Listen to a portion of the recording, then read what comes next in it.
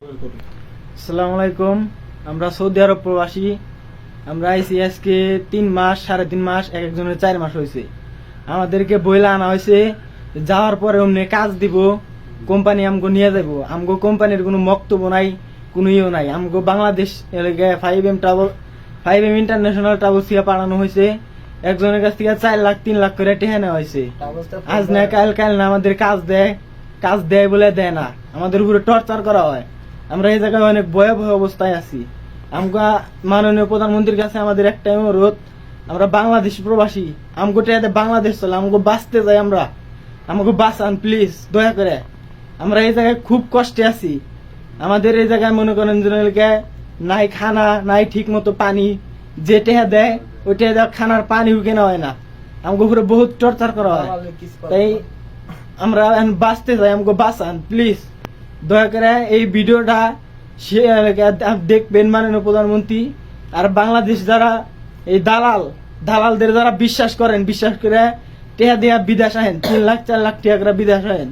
এর কাছে অনুরোধ, আর আগে একবার করে ভাববেন, একবার করে করবেন যে কি রকম পরিস্থিতি। এই দালাল, এই দেখেন রুমের পরিস্থিতি, একটা রুমে 16 জন 17 জন লোক, রুমে নাই ঠিক মতো কোনো টয়লেট নাই, গোসলখানা নাই। আমরা বহুত কষ্টে আছি। এই যে সিট। আসসালামু আলাইকুম। যারা প্রবাসে আসতে চান, আমি তাদেরকে না করি না যে প্রবাসে আসবেন, একটু দেখাশোনা করে তারপর আসবেন। কেননা এই প্রবাসের বাড়িতে যদি মনে করেন প্রবাসে থাকাকালীন যদি আপনার কাগজপাতি ভালো বা কাজকাম ভালো না হয়, কতটুকু খারাপ লাগে সেটা আমি জানি। আমি আসার পর 6 মাস দীর্ঘ তো ওভার টাইম পাইনি, বা কাজকামও তেমন ভালো ছিল না, ঋণ করে আসছিলাম, চিন্তায় ঘুমও ধরে নাই, বুঝতে পারছেন। তো এই ভাইগুলো গেছে, এই ভাইগুলোর কিন্তু একই অবস্থা, বুঝতে পারছেন। আর যারা প্রবাসে আসতে চান দ্বিতীয়ত, তারা অবশ্যই কোম্পানিতে সিনিয়র লোক থাকলে, পুরানো লোক থাকলে তাদের সাথে যোগাযোগ করে আসবেন। কেননা এই প্রবাসে হুট করে আসা যায়। আর এই প্রবাসে আসার পর যদি কাজ কাম যদি না পান না, একটা দিন একটা বছরের চেয়ে বড় হয়ে যায় এই প্রবাসে। দয়া করে আপনারা যারা প্রবাসে আসতেছেন, মালয়েশিয়া, দুবাই, সৌদি আরব, কাতার, ওমান, এগুলো রাষ্ট্রের মধ্যে অবশ্যই আপনারা জানাশোনা করে আসবেন। জানেন কি জন্যে? এই প্রবাসের বাড়িতে যে শুয়ে থাকাটা যে কত কষ্টের, সেটা যে আসেন না সে বুঝবেন না, আর যে আসছেন সে বুঝেন যে কত কষ্টের। এই ভাইগুলো বলতেছে না, এই ভাইগুলো অনেক কষ্টের থেকে কিন্তু বলতেছে যে আমরা 3 মাস থেকে কাজ পাই না, 4 মাস থেকে কাজ পাই না। ভাই, এই প্রবাসের বাড়িতে না, শুধু একটা সপ্তাহ যদি আপনি কাজ না করে ঘরে শুয়ে থাকেন, মনে হবে 5 বছর ধরে আপনি আসছেন।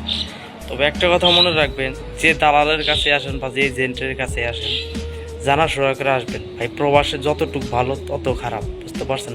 হুট করে শুধু আপনারা টাকা জমা দিয়ে আসেন না, তাহলে এই ভাইগুলোর মতো না আপনারা হতে পারে। আসেন, আপনারা যে কোনো রাষ্ট্রে আসেন, জানাশোনা করে আসেন, ভালো হবে তাতে আমাদের জন্য। আর আমাদের বাংলাদেশে এমবেসি কোনো একটা প্রবাসীর তলব করবে না, হেল্প করবে না। এটা জানেন না, হয়তো আপনারা আসেন নাই, আপনারা জানেন না। কত কত ভাই বলেন যে এম্বাসিতে গেলে যে হেল্প করে। ভাই, হেল্প করে না ভাই। আমার পাসপোর্টটা নষ্ট হয়ে গেছিলো, 130 রিঙ্গিত লাগছে ব্যাংক ড্রাইভ করতে। এই পাসপোর্টটা আনতে মোটামুটি 6 মাস লেগে গেছে। তারপরে 750 রিঙ্গিত খরচ হয়ে গেছে আমার। 750 রিঙ্গিত, কেউ 1000, কেউ 1200, কেউ 1300, 1400 পর্যন্ত খরচ হয়ে গেছে একটা পাসপোর্ট আনতে। তবে ভাই, আপনারা প্রবাসে আসেন, আপনাদের জন্য দোয়া করি, ভালোবাসা রইল আপনাদের জন্য। দেখাশোনা জানা করে তারপর আসবেন, হুট করে আসবেন না। আসলে এই ভাইগুলোর মতো আপনারও হতে পারে, বুঝতে পারছেন ভাই। আমি একজন মালয়েশিয়ান প্রবাসী। যখন কাজ থাকে না তখন ভালো লাগে, যখন কাজ থাকে না তখন খুব খারাপ লাগে। একটা কথা মনে রাখবেন, যে দালালের কাছে দেন টাকা আপনারা একটু হিসাব করে দেবেন। তো সবাই ভালো থাকবেন। আসসালামু আলাইকুম।